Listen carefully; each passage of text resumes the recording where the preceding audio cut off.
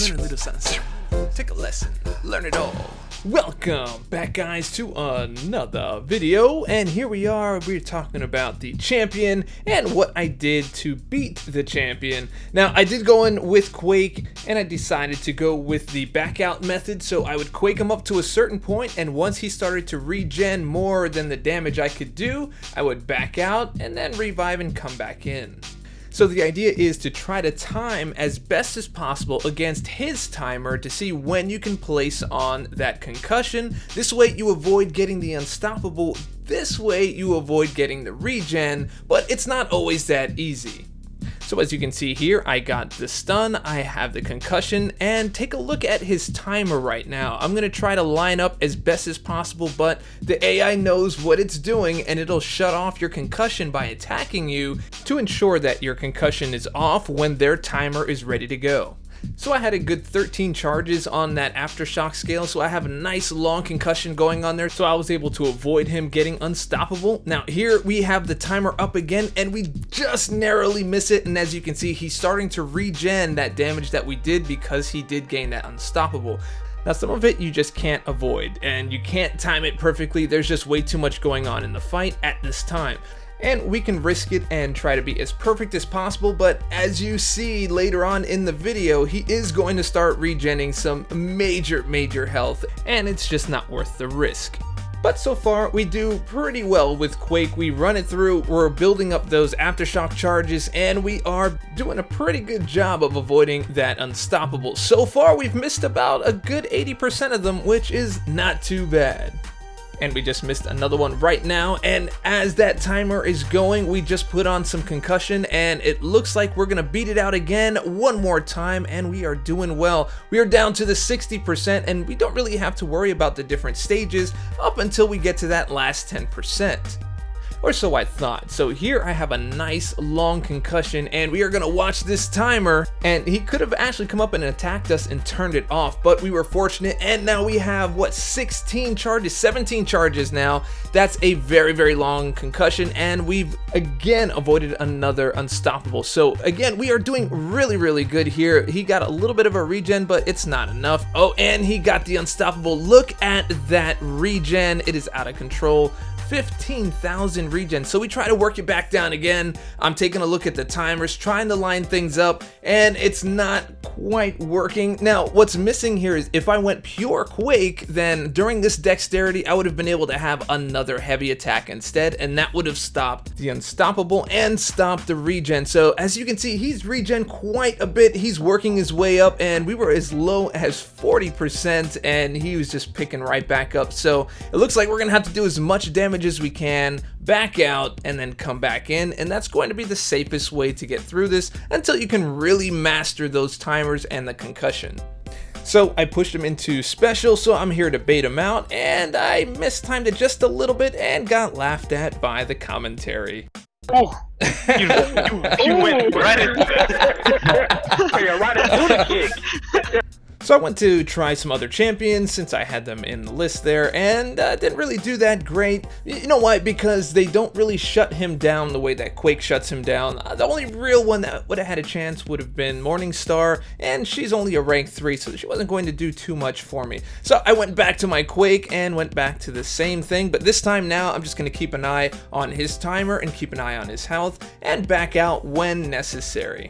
And since you know what it all looks like, I'm just going to go ahead and fast forward it so you can still see what's going on, but you don't need to watch the fight in real time. It's just really a lot of quaking. So we'll pick up when I quit out and come back in. And as you can see, we're avoiding a lot of unstoppables again here. We're bringing him down pretty low, but he does come in with the sneak, again shutting down my concussion, and he gets the unstoppable. Look at that, another 14,000. I wasn't having it. Bam, I shut that down immediately on seeing it. Boom. But he managed to sneak in an attack anyway. 11,000 damage right in my face. So I'm going to go ahead and quit out, and we have him down right around 30%. So we're going to come back in with some of the other champions just to give it a shot since they're all there anyway. They don't do that well again, and I ended up sticking with Quake for the rest of the fight after these. So I'll go ahead and skip again up to the next Quake fight. So here we are finishing this up, and we're gonna get down to about 19-18%. We're gonna have to do one more back out because again, he is healing more than I'm able to do damage. And then after that, we're firmly into the 10% and we can get to the meat of this crazy fight. So this last part, I just went in with Omega Red to do just a little bit of damage. I figured the spores would help me out, and we got him into the indestructible. And so now we have to figure out how to dex the specials, and here is where things get a little bit crazy. You see, the champion stacks on 5 indestructibles, and the only way you can take them off is by dexing a special. You gain a prowess, and you take off one of his indestructibles. 5 times you have to do this, and I was pretty much losing my lunch on this whole thing. So it was time to come up with a strategy pretty fast. So once I figured out what I wanted to do, I quaked him up, and as soon as I got some stun in there, I worked him up to an SP1, and I stayed back until the very end of the special to be able to dex out of it. Now the problem with this is it's very inconsistent. So as you can see here on the left and the right, we're going in with the same time, but a certain distance had to be kept in order to make this work.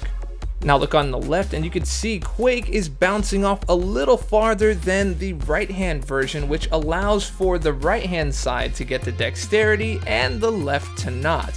And I found this really troublesome in the actual fight because you couldn't land a consistent dex, and it ended up costing me.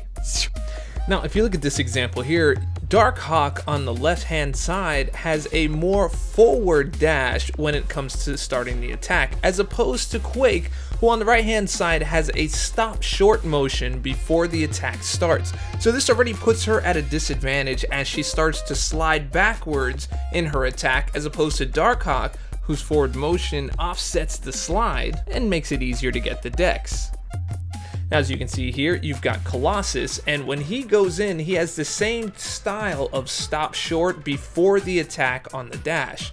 So here you go, you see he stops short, and then he does his backhand, and as you see, it has the same effect that Quake had, where he gets that slide back. Now, the only thing that's really saving him here is that he has a large hitbox, and it allows him to still get that dex. So this ended up being really frustrating, trying to get this down, building up the SP1, trying over and over again, and even getting to points where I got the dex but never got the charge.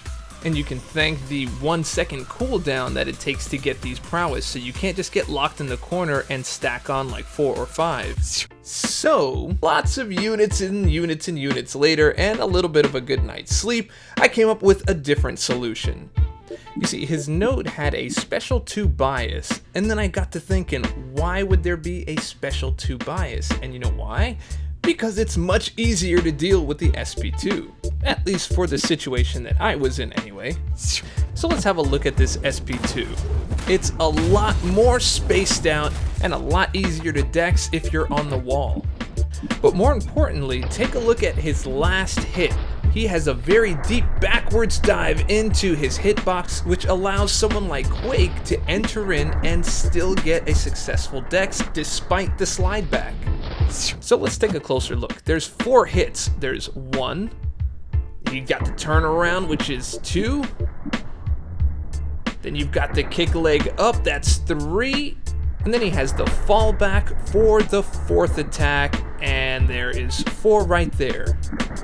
So what we're looking for is the entry point. Now, if you are up against the wall, these are pretty easily dexed, but here is your entry point right here. As soon as he kicks the smoke off his foot, right there is the entry point. Let's see that one more time.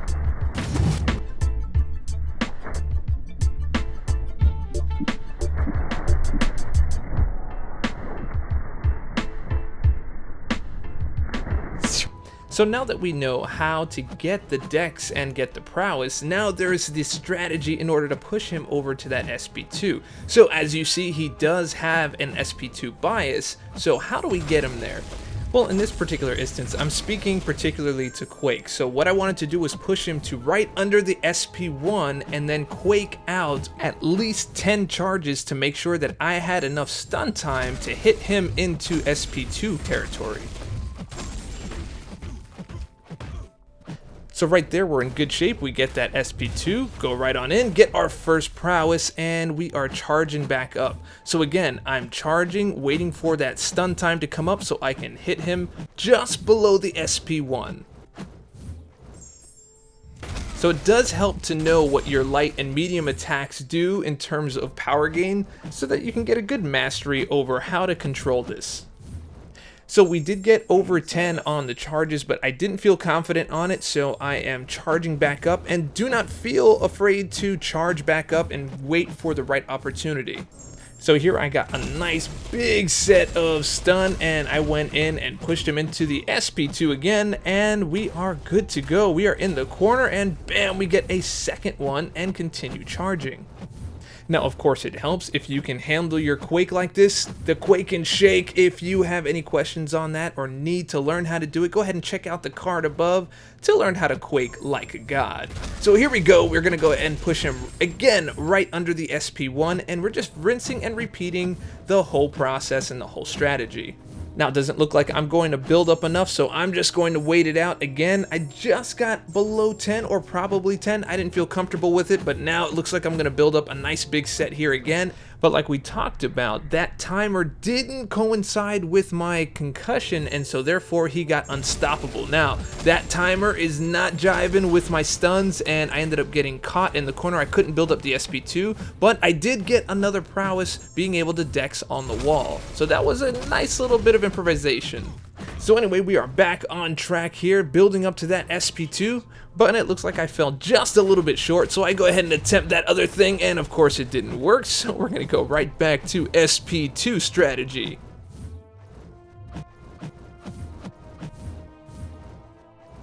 Now, because there's a little too much of a gap in his power right under the SP1, I wasn't comfortable with it, and I need to build a much bigger set of Aftershock. So it looks like I've got a good set coming right here, and I'm going to go for it on the SP2.